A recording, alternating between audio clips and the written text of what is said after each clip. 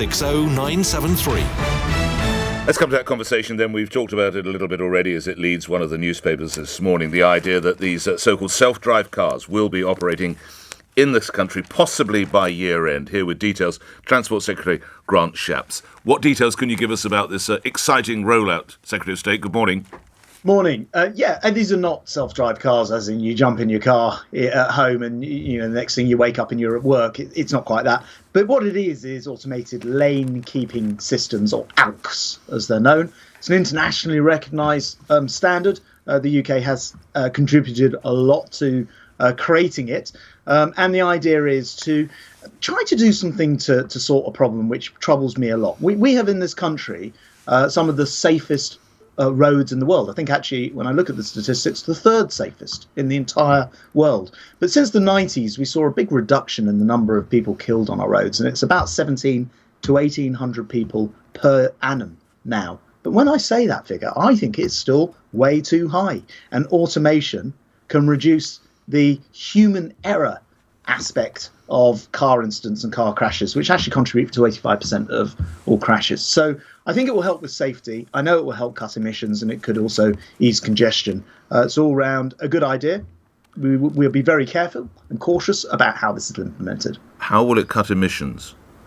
Well, one of the things that it does is actually sort of drive better. It means that it doesn't do the sort of speeding up and slowing down. So there's that aspect of it. They also just tend to be much more modern cars.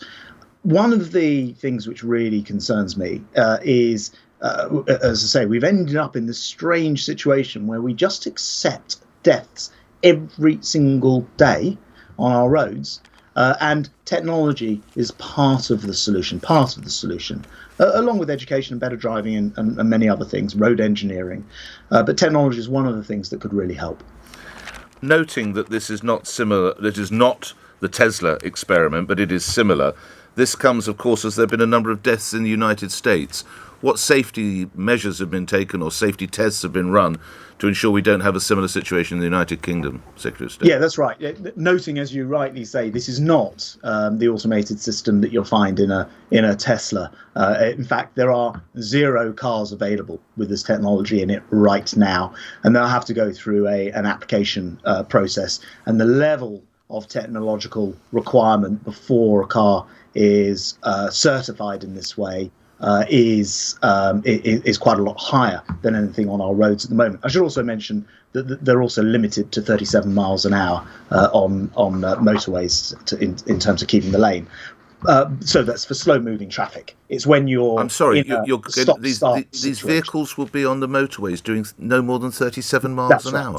So in other words, it only operates in a stop-start situation if you're in a queue as an initial approach to these. So this is not, as I think, sort of some of the headlines you might think. This is not cars storming down the motorway, all driving automated with drivers with their arms crossed. This is a very specific and limited application. So it can't go above 37 miles an hour, one of these cars? That's right, in the first place. We've consulted on the whole process, including going up to 70 miles an hour. In the first place, we said, actually, what we're going to do is use these where you're in traffic, was a stop-start situation, and we can analyse how they work at those lower speeds, which also is another way of reducing risk as we introduce these things and seeing if we do genuinely save lives. But what's the ultimate goal? I would imagine you don't want it to be limited to 37 miles an hour for the future, do you? Want to get to regular driving? Is that the idea? Yeah, that's right. I mean, look, ultimately, we do think that autonomous vehicles are coming, and we can either embrace the future, or we can sort of pretend it's. It reminds me a bit of when cars started to come in, and people said they were far too dangerous, and we should stick with horse and cart. But, you do have to, I think, move forward with the times. The United Kingdom is very good on this kind of AI, automated vehicles, autonomous technology. We want to keep our lead in that, but we want to introduce it in a way which is safe and secure. But for example, the automotive sector think that 47,000 serious accidents could be prevented over a 10-year period, and perhaps as many as 4,000 deaths as well. All right. We've spoken many times in our conversations about what you like to call smart motorways. You'll be aware that someone gave... I don't like to call them smart motorways. I should say they were called smart motorways. I call them so-called smart motorways. So-called, I see. Okay. So, well, the so-called smart motorways, you'll be aware that someone who once worked at the CCTV centre in South Mimms in Hertfordshire, near a stretch of the so-called smart motorway on the M25, has given evidence in which he says that the coverage of roads was abysmal, cameras were broken, had no picture, no movement or condensation of the lens. Are you still telling me these are safer than regular motorways, Secretary? Yeah, well, first of all, because interesting about your introduction there, I didn't introduce smart motorways. I'm the one who's trying to sort them out. They were introduced from John Prescott's time in 2001 onwards, and So you agree it was a mistake? I say I'm very critical of the idea that they've been called smart as if they're doing something clever, but often the technology wasn't being included in them. So, the things like radar detection, those cameras that you were just referring to, and sufficient emergency rescue areas weren't included in the build. And so I've been, super critical. That's why I set up a review of this, a stock take last year, and actually just in the last couple of weeks, I've done a sort of 1 year on what more can be done, including making sure that these don't open without radar detection and that all of them are retrospectively fitted with that radar detection technology as well. Right. Are you still saying they're the safest roads in the country? So one of the things that has been claimed for a long time is that actually they do reduce the number of fatalities, that fewer people die. I've asked an independent regulator called the Office of Rail and Road to check and analyse those figures to make sure that it is true, because the claim is that 1/3 fewer deaths occur on those stretches and motorways. But I want to see those numbers audited and checked by that independent organisation. So I await their pronunciations. How are my listeners, indeed the good people of Welwyn and Hatfield, meant to have any confidence in this when, in this particular stretch of the M25, they weren't allowed to programme it as having the two centre lanes running and the exterior right and left lane not running with red crosses, because it resembled, they were told, male genitalia, and that particular facility was made invalid on the control board. Yeah, This is a cock and bull story to tell me that these are safe, isn't it? Very good. I don't know if that is whether that's accurate or not. What I do know is when I came. Well, worked this as it is, Mr. Chapps. Well, I was going to say when I came into this job, I shared the significant concern of many drivers that without a hard shoulder, was it safe? And one of the things that I discovered very quickly is that where lanes were being closed off with the red X, that wasn't legally enforceable. And they didn't even have the cameras on there so that they could tell if people were driving in those lanes too often. And as a result of all of those things, I've made it illegal. So you actually do get fined. Putting the cameras up so those lanes can be closed off. On the M25 and the specific stretch that we're talking about here, 10 new additional emergency rescue areas have been added. We're making sure that every stretch of this road has the radar detection camera facilities to make sure that they can automatically see when cars have stopped, and many other things, including increasing the speed at which cars get rescued. So, look, as I say, I didn't invent these things, but I am the one trying to get them sorted out. Last minute or so together, you have a campaign has been launched where you're told to go left in the incidence or event of a problem with your vehicle on a motorway, and then exit the car from the left. What happens if you're disabled?